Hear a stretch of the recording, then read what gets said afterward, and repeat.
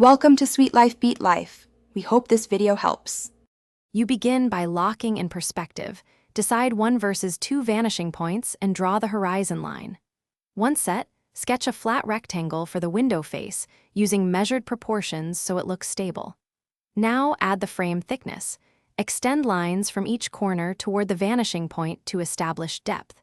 Make sure to keep guides light so you can adjust them. This gives you the essential geometric foundation and the first actionable depth cues to build a convincing 3D window.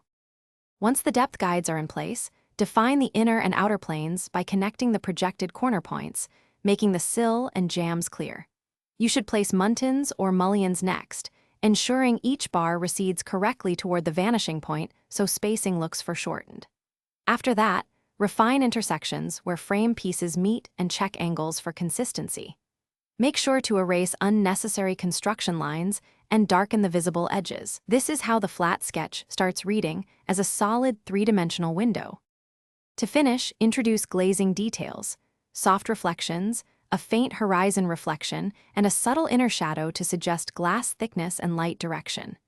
Draw the sill and interior reveal with the same perspective rules, then add a cast shadow under the frame to anchor the window to the wall. If things look off, check vanishing point alignment and the relative ratios of depth. Small misplacements break the illusion.